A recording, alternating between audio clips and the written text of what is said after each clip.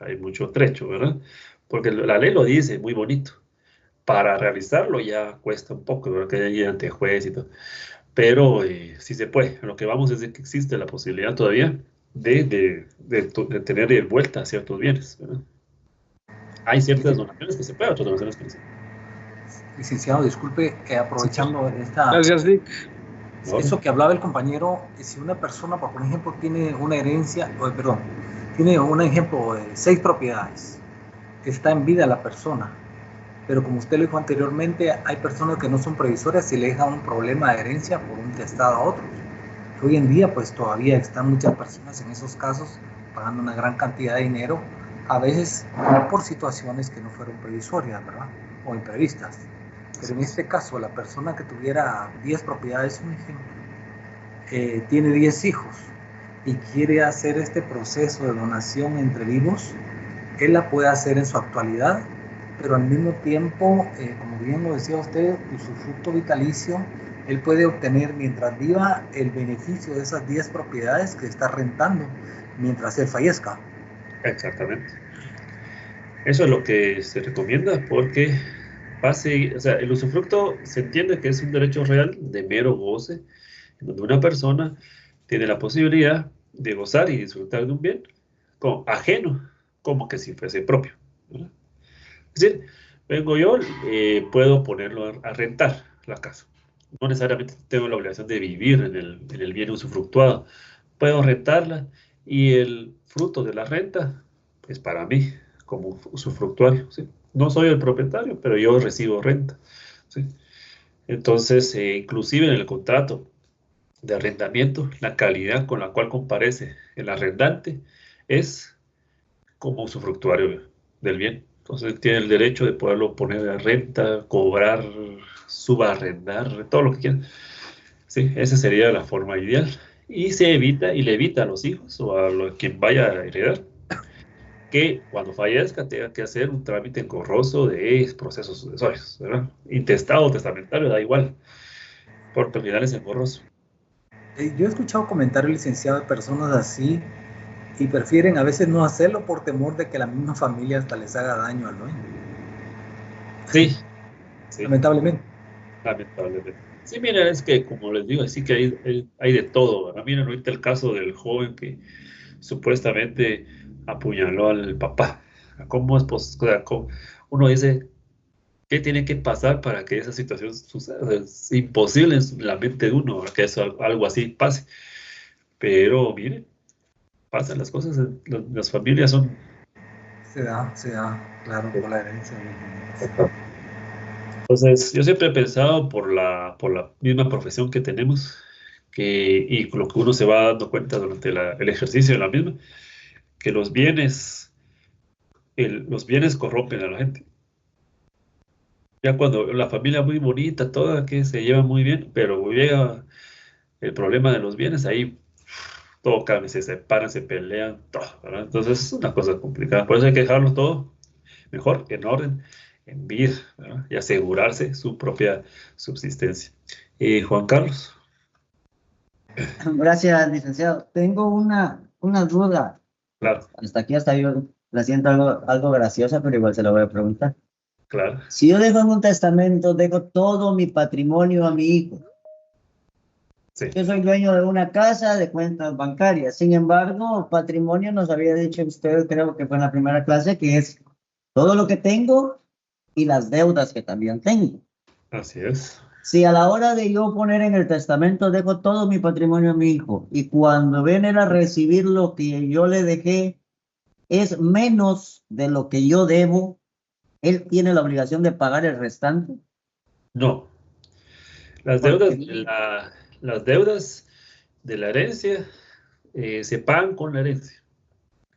Más allá no hay obligación de pagar. Es decir, el heredero no tiene obligación de utilizar su propio patrimonio para el pago de la deuda hereditaria. gracias. Muy bien. Bueno, entonces estábamos. En el primer lugar, hijos y cónyuge, ¿verdad? Artículo 1078. Segundo lugar, 1079. A falta de descendencia, dice, o sea, a falta de hijos, ¿verdad? Sucederán los ascendientes más próximos. Y el cónyuge por iguales porciones. Y cuando solo hubiere una de estas partes, esta llevará toda la herencia. Entonces, en primer lugar, hijos y cónyuge. Segundo lugar, cónyuge y ascendientes más próximos, o sea, los padres, digamos, ¿verdad? Ahí está, dos lugares. Si solo hay un padre, no hay cónyuge ni hijos, él se lleva todo. Si hay un padre y un hijo, el hijo se lleva todo. Si no hay padres ni hijos, pero hay un cónyuge, el cónyuge se lleva todo. ¿Verdad? ¿Sí? Ahí está, claro. Bueno. Tercer lugar, artículo 1080. A falta de los llamados a suceder, según el artículo anterior, sucederán los parientes colaterales hasta el cuarto grado. Ahí ya inicia ver los hermanos, sobrinos, tíos, etc. ¿verdad? El más próximo, obviamente, el más próximo en parentesco es el que tiene la prevalencia, ¿verdad? Sí. Bueno, y ustedes dirán, ¿y los nietos? ¿Qué pasó con los nietos? Ellos no reciben nada. A ver, artículo 1081. Lo dispuesto en los artículos anteriores se entenderá sin perjuicio de los derechos de representación y de alimentación. Los derechos de representación es donde entran los nietos. Porque el llamado directo, y eso es lo que tenemos en la pantalla, ¿verdad? Sucesión directa o por representación, ahí nos dice que el directo es el hijo. No está el hijo, entra el nieto, ¿verdad? En representación del hijo, no es que el nieto sea el mero mero, sino es en representación. La representación la vamos a ver, no creo que no hoy, sino en la siguiente. Pero, pues ahí va la situación, ¿verdad? Como estamos en ese apartado del Código Civil, en el artículo 1082 nos habla de la separación. ¿Qué pasa con los cónyuges que están separados? ¿Sí? Que no es nomás separarse, ¿verdad? Separarse implica pérdida de derechos. Pero dice, el cónyuge separado no tendrá parte alguna en la herencia intestada de su mujer o marido si por sentencia hubiera sido declarado culpable de la separación. ¿Sí? Entonces, separado significa pérdida de derechos. Juan Carlos. Me causa, bueno, una pregunta a estos dos. Bueno, más que todo el 82. Vi en una oportunidad un caso, escuché, referente a que una persona se casó con otra, como en el tiempo de antes, por obligación, de aquello de que se casaban los hijos. Claro. Al nomás tener la oportunidad al año, estas personas se separan, siguen casados, y este señor pues encuentra la mujer de su vida con la que vive y tiene hijos y todo, pero nunca se divorció de la otra. El pleito, pues para qué le voy a mentir, fue en caso cerrado, donde la que estaba casada andaba pidiendo parte de la herencia por ser esposa. Y la que había vivido toda la vida con el hombre era la amante, pongámosle así. Claro. Ahí cómo queda todo el asunto. Muy bien, esa es una buena pregunta, pero es que aquí tenemos que ver, porque lo que dice separación, la separación en Guatemala tiene una vía legal, no es nada más de que yo me voy de la casa y adiós, ¿va? Ahí nos vemos. No, la separación debe ser legal. ¿Qué significa eso? Que un juez la debe de declarar. ¿Sí? Entonces, para pedir la separación, se utilizan las mismas causales del artículo 155 del Código Civil, que son las mismas causales del divorcio. ¿Sí? Entonces, en el divorcio dice causal de infidelidad. ¿Sí? Entonces, la infidelidad es un suceso que sirve para pedir el divorcio. Bueno, también sirve para pedir la separación.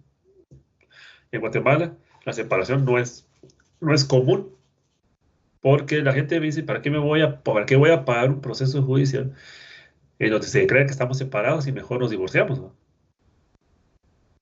Sí. Entonces, la separación en Guatemala es de hecho, no es de derecho, ¿sí? Es de facto. Solamente ya no viven juntos, ya no conviven, tal vez ya ni se hablan, lo que sea, pero siguen casados y no están separados legalmente. Un juez tiene que decretar la separación. No es así. Entonces, en ese caso, seguramente la que era su esposa todavía tiene derecho. Tiene derecho. Porque no estaban separados. Estoy casi 100% seguro que no estaban separados legalmente, porque en Guatemala eso no se hace. Es raro. La ley lo contempla, pero yo jamás he visto una separación legal. Solo de hecho. Entonces, eso sería, seguramente. Gracias. Muy bien. Y ahora, digamos, en el divorcio menos, ¿verdad? Por supuesto. Artículo 1083. El cónyuge divorciado no tendrá parte alguna en la herencia intestada de su excónyuge, obviamente, ¿verdad? Y la unión de hecho, artículo 1084. La sucesión de las personas que tienen legalizada su unión de hecho se regula por los preceptos anteriores. El hombre o mujer supérstite ocupan el primer lugar juntamente con los hijos. ¿Ok?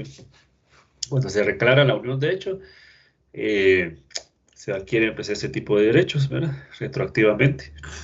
Y se contempla el régimen de comunidad absoluta, de comunidades gananciales, perdón. Okay, bueno. Todo eso es para que tengamos claro cuál es el orden que llama la ley, ¿verdad? Bueno. Eh, Otra clasificación es la pura, condicional o sujeta a carga. La pura es porque dice el testamento dirá, le dejo esta casa a mi hijo y punto, ¿verdad? Se acabó. Pero la condicional o sujeta a carga es cuando, además de dejarle algo específico, también se le impone una condición. Por ejemplo, mis nietos, ¿verdad? Yo vi una vez un testamento donde la abuelita le dejó dinero a todos los nietos, pero la condición era que lleguen a los 30 años. A los 30 años se les da el dinero. Era como tratando de cuidarlos, ¿verdad? Que ya deben ser un poquito más maduros, ¿no? A los 30 años se les da tanta cantidad de dinero a cada uno. Bueno, esa es una condición. La carga puede ser que, por ejemplo, le dejo a mis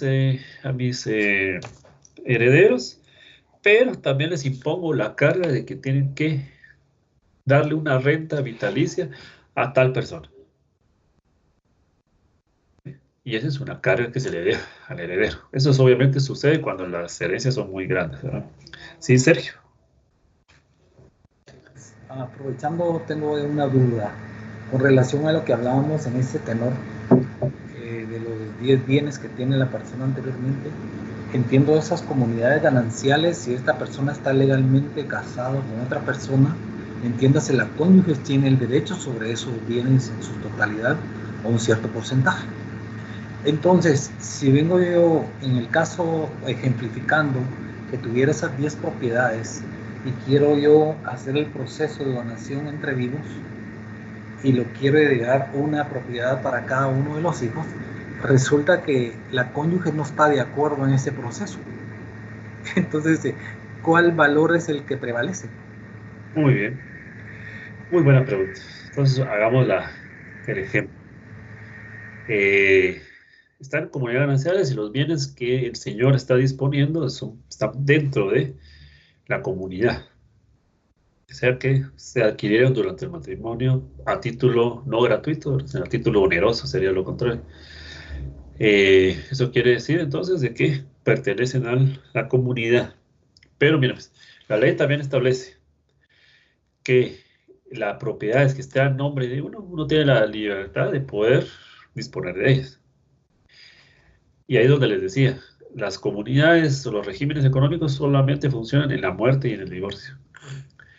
Ella podrá solicitar parte de lo que él obtuvo durante el matrimonio y oponerse incluso a eso, pero tiene que hacerlo ante juez.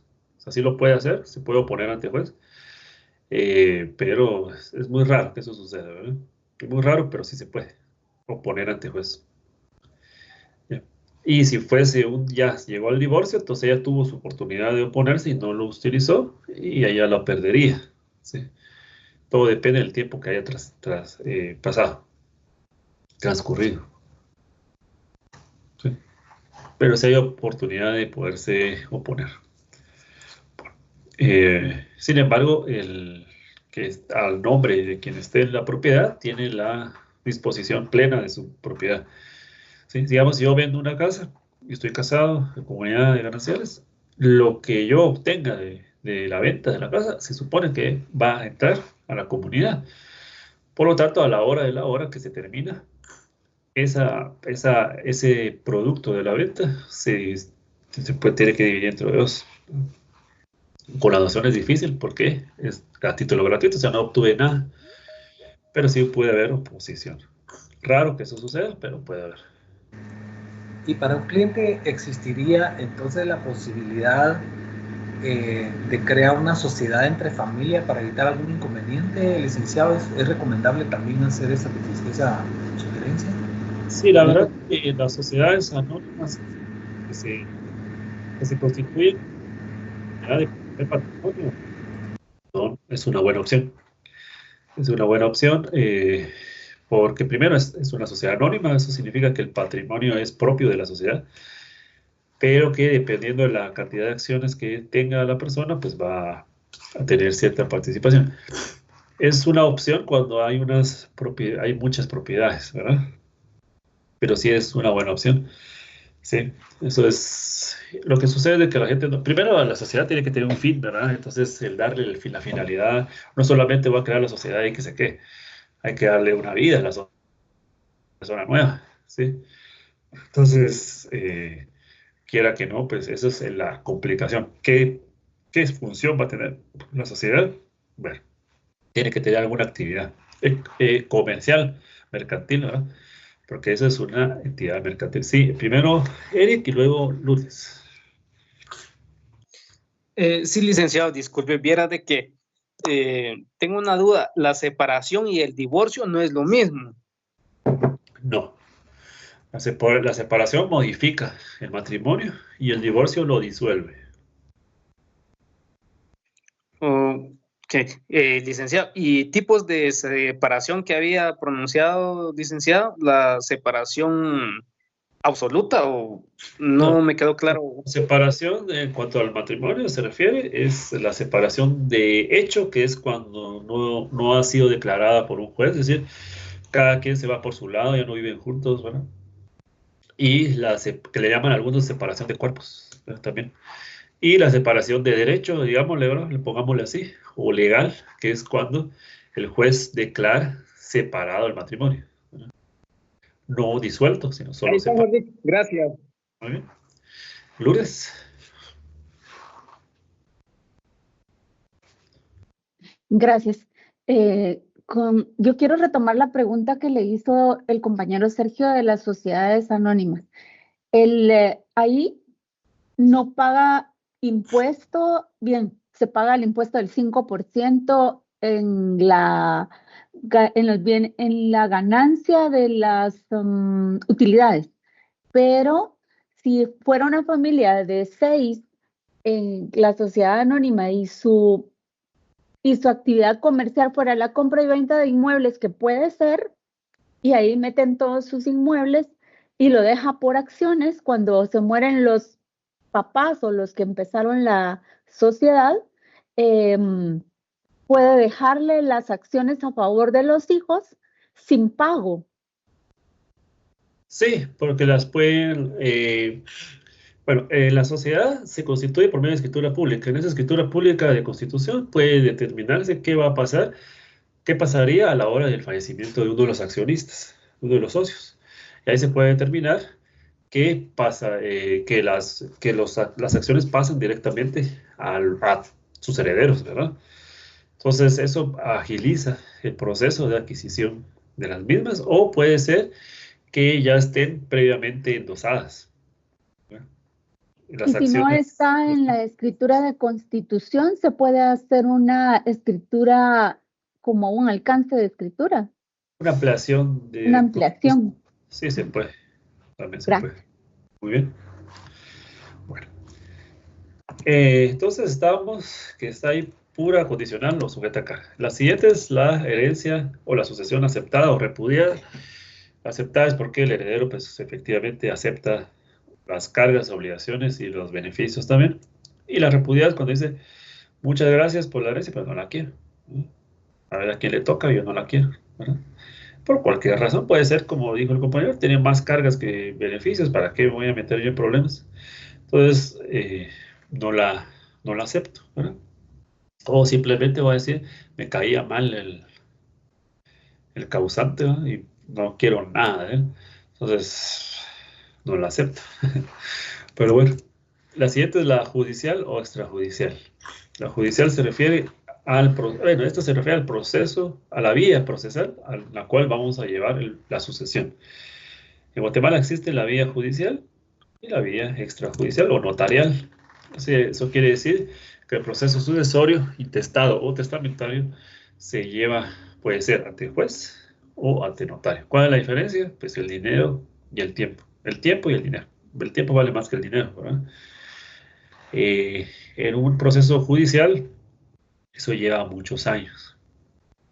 O yo tengo uno que lleva 8, imagínense ustedes. Y no es como que esté avanzando, ahí está. Va a seguir, saber cuántos años más. En un notarial, pues va a depender de la cantidad de bienes, de la ubicación de los bienes, de los herederos, etc.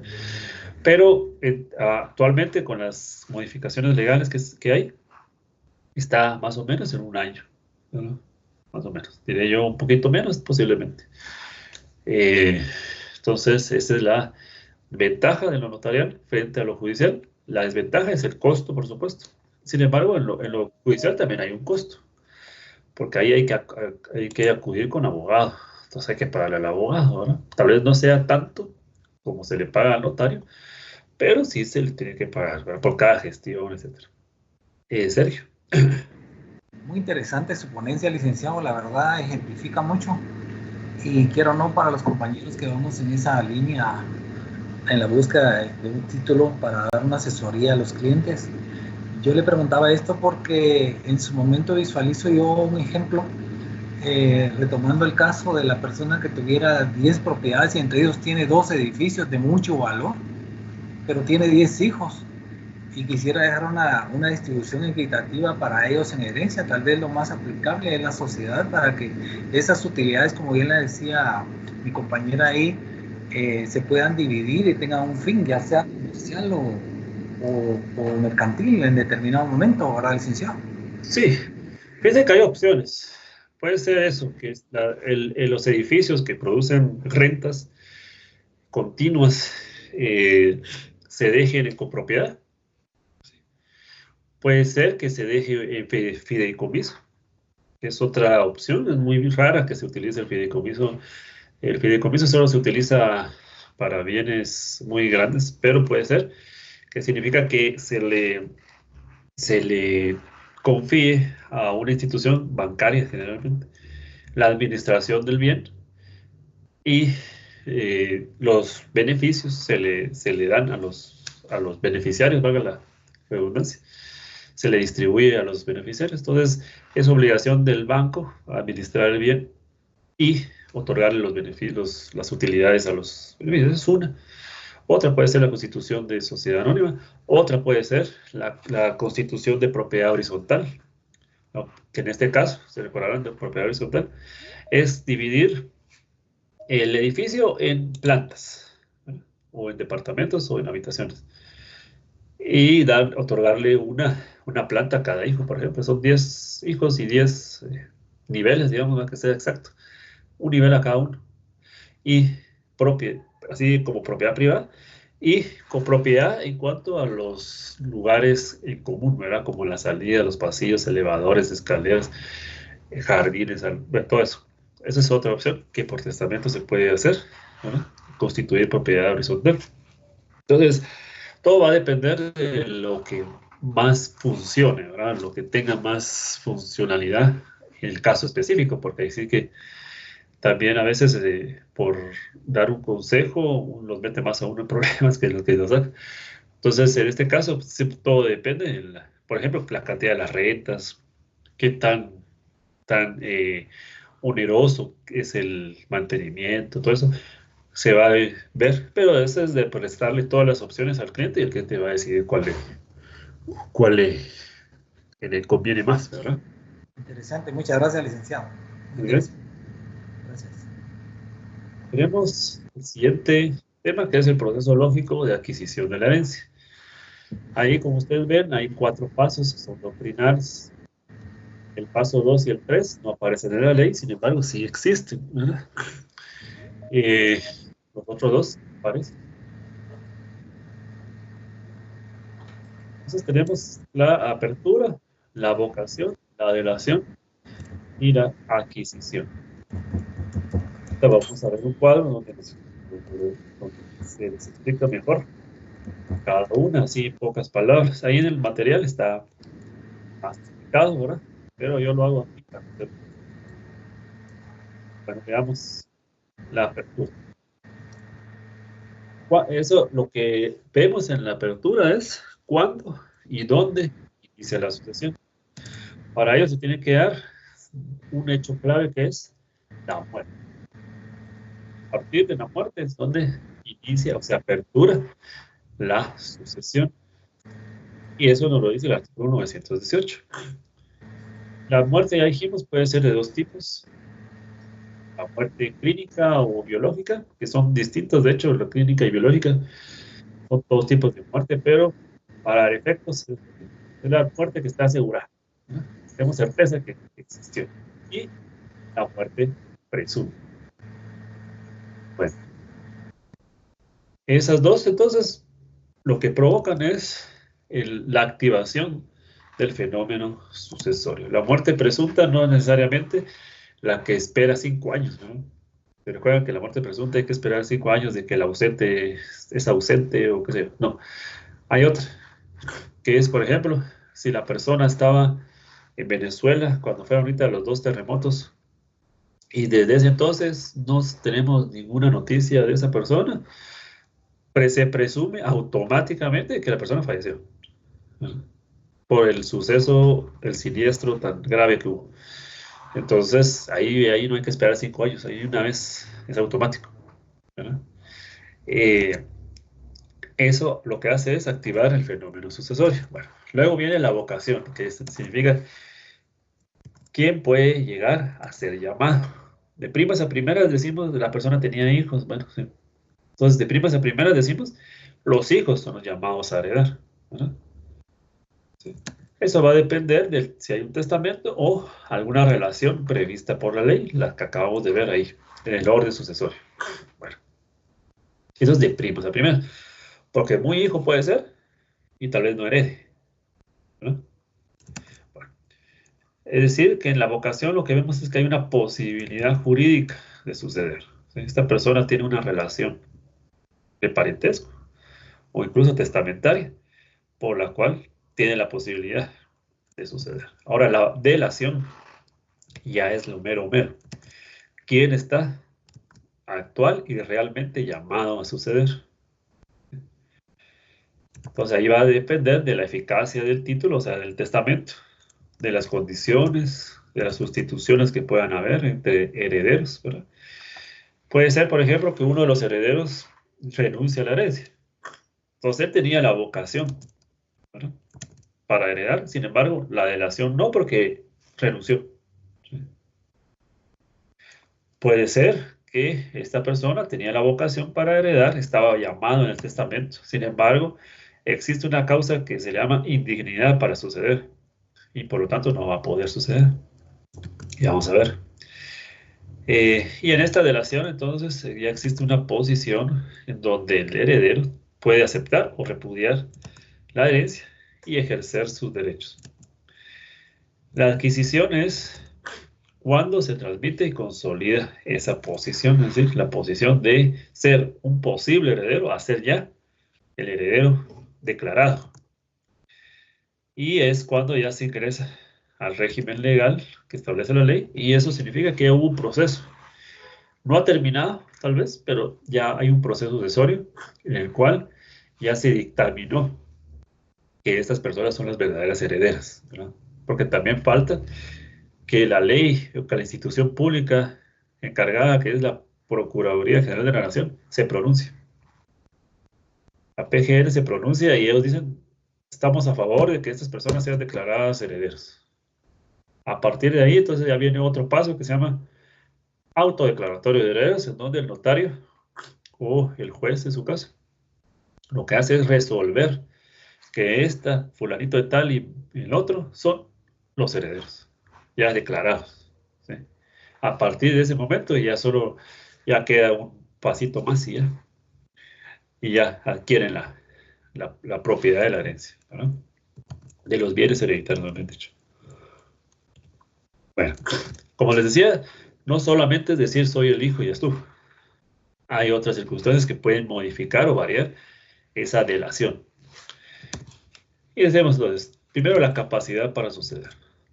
Capaz es tener aptitud general, en este caso, para suceder, ¿sí? Y eso se presume, la capacidad se presume. No, aquí no importa la capacidad de ejercicio ni la capacidad de goce. Aquí lo que interesa es que esa persona tenga capacidad para suceder a otro, ¿sí? Entonces, por ejemplo, ¿será que yo tengo la aptitud para suceder a mi vecino, que ni lo conozco? No, no la tengo, ¿no? ¿Sí? Bueno, hay algo que se llama indignidad, que es la sanción civil por una conducta grave, en donde una persona realiza esa conducta grave en contra del causante, de la familia del causante, o de sus libertades de voluntad. Entonces vamos a ver cuáles son. Son 9. Están en el artículo 924. ¿Sí? Bueno. También tenemos algo que se llama prohibición testamentaria, que eso está en el 926. Y eso lo que significa es que hay una regulación legal que evita conflictos de intereses en los testamentos. Ahorita vamos a ver cuáles son. Y también está la falta de vocación, que significa que no hay a quien llamar. ¿Sí? No hay a quien llamar. O sea, tal vez había testamento, pero todos los que estaban en el testamento ya no están tampoco. ¿Sí? Entonces, hay título, mas no hay a quién llamar, ¿verdad? Entonces, a eso se le llama también herencia vacante. Queda vacante. No hay quien herede. ¿Sí? ¿A quién le va a quedar si ya no hay parientes de ningún grado? No hay nada. Entonces, eso dice la ley. Cuando la herencia es vacante, le corresponde al Estado y a las universidades del país suceder. Es raro también porque ¿quién se va a dar cuenta? ¿No? Pero bueno. Veamos la indignidad entonces, artículo 924. Ahorita vamos a ir leyendo uno por uno. Primero que nada, la indignidad es personal, ¿sí? Y es únicamente referida a una conducta. Esa conducta es taxativa, o sea, no se puede crear por analogía, está en la ley. Hay 9 supuestos en el artículo 224 y fuera de esos 9 supuestos no caben otros. Y esa indignidad puede quedar sin aplicación porque el testador así lo dispuso posteriormente al acontecimiento de las conductas que están en este artículo. Hay una acción legal que es de 2 años, según el artículo 928, para lo cual tiene la persona que considere que otra es indigna para que un juez lo declare como tal. Bueno, y no se transmite. ¿Sí? La indignidad no se transmite de generación en generación. O sea, el padre no transmite la indignidad a sus hijos. Perdón. El padre no transmite la indignidad a los hijos. ¿Sí? El padre puede ser indigno, pero los hijos no. Entonces, en esos casos lo que sucede es de que el hijo pasa a representar al padre. En algunos casos, eso significa que el padre no va a poder heredar, pero los hijos por él sí. Tal vez. Hay una excepción también. Bueno, veamos entonces las conductas. Artículo 924. Alguien que nos ayude ya a leer. El primero nada más y vamos a ir uno por uno.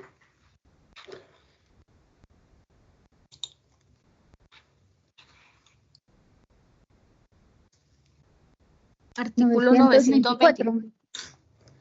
Muchas gracias. Perdón, 24.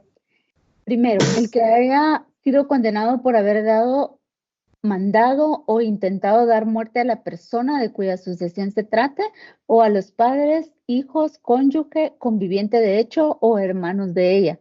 Esta causa de indignidad subsistirá, no obstante la gracia acordada al criminal o a la prescripción de la pena. Muy bien. Muy bien.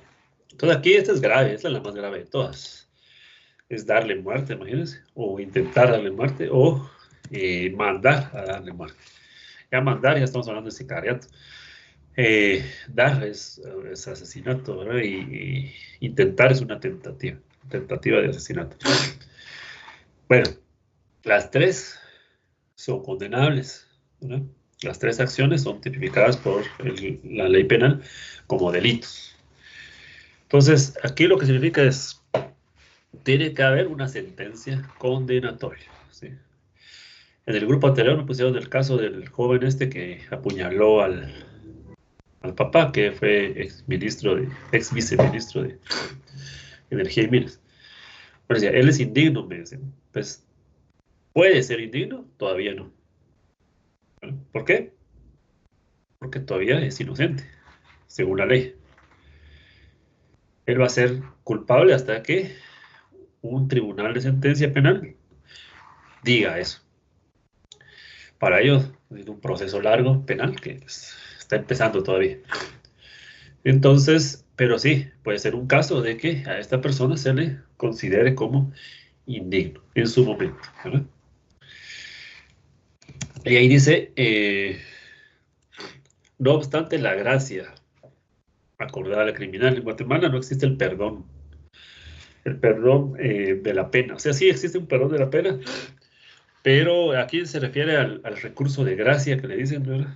Muy conocido, que es aquella facultad que tiene, según la Constitución, el presidente de la República para perdonar delitos.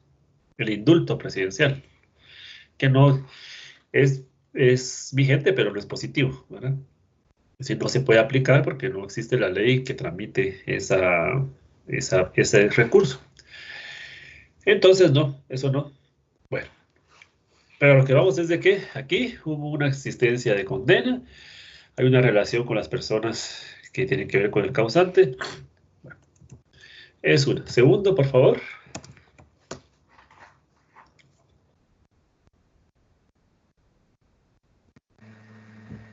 Omisión de denuncia, muerte violenta por heredero mayor de edad dentro de un mes. Elemento a verificar: conocimiento, falta de actuación u oficio y ausencia de la excepción familiar prevista. Bueno, ese es el resumen del artículo, ¿verdad?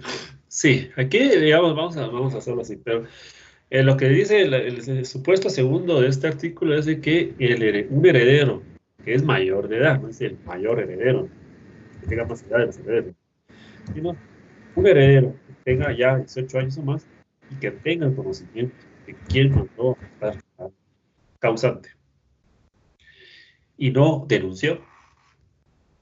Entonces también se considera que es indigno, pero hay dos excepciones. Una excepción es cuando la investigación penal o la persecución penal no fue de oficio. Si fue de oficio, como corresponde al Ministerio Público hacerlo, entonces no había necesidad de denunciar, porque ¿para qué va a denunciar uno si ya el Ministerio Público ya inició la acción penal, ¿verdad? Dos, si el homicida, dice ahí, es también pariente del heredero. Entonces yo sé que lo mataron, pero sé que el que fue es mi familiar. ¿Qué pasa ahí?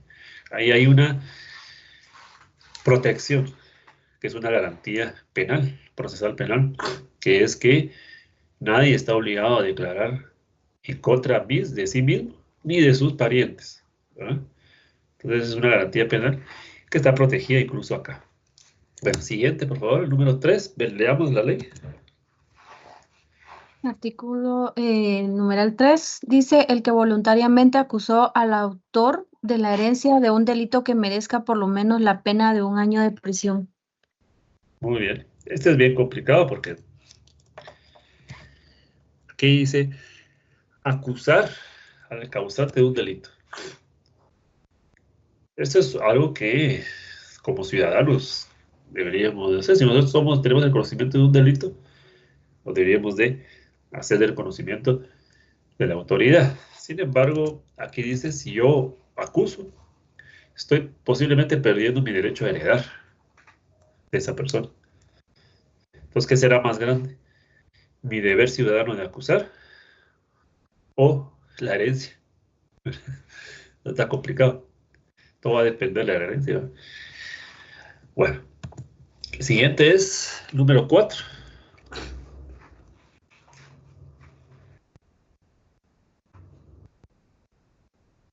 El condenado por adulterio con el cónyuge del causante.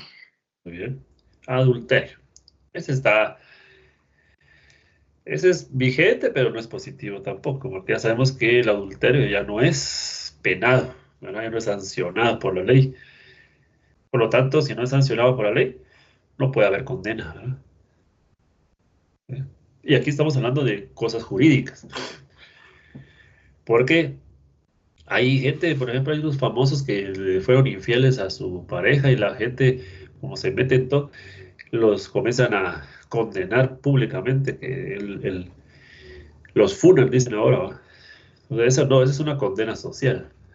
Estamos hablando de una condena legal, ¿verdad? Entonces, como el adulterio ya no es sancionado, pues no puede haber condena, por lo tanto, este ya no existe.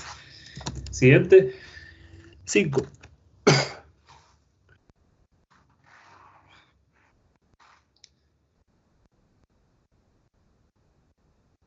Eso lo voy a leer yo.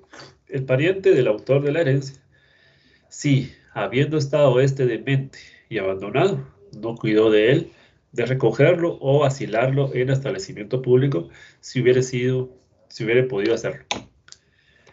Este se refiere al abandono que se hace del causante, del que va a ser causante, cuando pudo haberlo cuidado, ¿sí? Cuando no hubiera estado en sus posibilidades no hacerlo. Lourdes. Yo tengo un caso ahí bien interesante. En nuestra clínica tuvimos una paciente con una enfermedad terminal y la cuidaba con una gran propiedad en Huehuetenango, casi una manzana que le alquilaba el Ban Rural, creo yo, un banco. La cuestión es que la cuidaba y llegaba a todas sus consultas, que fueron como unas 75 consultas, la sobrina, porque los hijos vivían en Estados Unidos. Cuando la señora falleció, pues nosotros dejamos de tener contacto con ellos y todo, pero como a los 2 años llegaron del Ministerio Público a secuestrar el expediente a nuestra clínica, porque los hijos aducían de que la señora tenía una enfermedad mental y no era así, la señora le dejó, entonces ahí nos enteramos que la señora le dejó la herencia total a la sobrina que la cuidaba y los hijos interpusieron un montón de recursos para quedarse ya con la herencia, pues, pero no la cuidaban, entonces ahí pues, podría aplicar la causa de indignidad. Podría ser también porque ellos pudieron haberlo cuidado y decidieron que no, pues, que lo hiciera alguien que no le correspondía, como era la sobrina. La sobrina de buena fe y por buen corazón, pues la estaba cuidando. Y pues, sí. Entonces, sí, posiblemente, aunque seguramente ahí hubo un testamento en donde la señora le dejó todo a ella. Entonces, ellos pueden impugnar ese testamento aduciendo lo que usted decía, que no tenía la voluntad suficiente para dejar un testamento. Cuando la persona no tiene, o sufre algún tipo de demencia o algún tipo de conducta mental que le prive de discernimiento, se entiende que esa persona no puede dejar testamento, ¿verdad? Porque está dando su voluntad y no está claro su mente cómo va a dar su voluntad. Entonces, pero, pues usted decía, el expediente, eso de hasta, si ya se fue a lo penal, es porque estaban, ellos de plano hicieron una acusación de falsedad en el documento, ¿sí? Es decir, que a ella la obligaron a firmar, prácticamente. Si ella, sin ella saberlo, sin ella tener la capacidad para hacerlo, ya se vuelve penal. Pero si el expediente que usted menciona estaba retratada la verdadera condición de ella, pues entonces seguramente la señora, la sobrina, ¿verdad?, va a salir ganando, qué bueno. Sí, así es. Eso podría ser. Bueno, la siguiente, número 6. Punto número 6. El padre o la madre que haya abandonado a sus hijos menores de edad o que los haya corrompido o tratado de corromper, cualquiera que sea la edad de los hijos. Muy bien. Otros casos que se dan. Aquí se entiende que la madre o el padre intentaron corromper a los hijos o los corrompieron, habiendo pruebas suficientes de eso. Y eso significa que estos padres no podrán heredar de los hijos, ¿sí? Y siguiente, número 7. El que con dolo o coacción obligare al testador a hacer testamento a cambio o revocarlo. Ese y el siguiente, que es el que por iguales medios impidiere a otro hacer testamento o revocar el que tuviera hecho, o suplantar, ocultar o alterar otro testamento posterior. Aquí lo que lo que se está verificando es de que existe violencia, coacción, intimidación, que es lo mismo, y dolo, o dolo, con tal de influenciar la libertad del testador, ¿verdad? O sea, ya sea para obligarlo a testar, para impedirle testar, para ocultar testamento, para etc. Entonces, el dolo significa que existe un error. El error es el falso conocimiento de la verdad. Yo tengo un error. Cometí un error, dice uno, ¿verdad? Entonces, el falso conocimiento de la verdad. Sin embargo, el dolo se da cuando hay alguien que intenta mantener en error a otro, ¿sí? O que caiga en error. Porque obviamente hay una intención, ¿sí? Entonces es el mantener en error a la persona. Entonces, por ejemplo, llega la abuelita ya grande y el nieto le dice, mira, necesito que firmes acá, poner tu huella acá. Ah, está bueno, dice el señor, no sé, ¿qué es eso? Ah, eso es una carta. No, que sí es el testamento, donde le está dejando todo a él. Y el notario, obviamente, confabulado con eso, es un delito, pero eso sería un dolo. La está manteniendo en error a la señora con tal de que ella le deje algo a él, debe tener un beneficio. No digamos la coacción, que es violencia, ya es una intimidación, que puede ser física, psicológica, en donde por medio de ella se le está alterando la voluntad a la persona, ¿no? Y el último, que es el más grave porque recae sobre nosotros. ¿Quién no lo lee?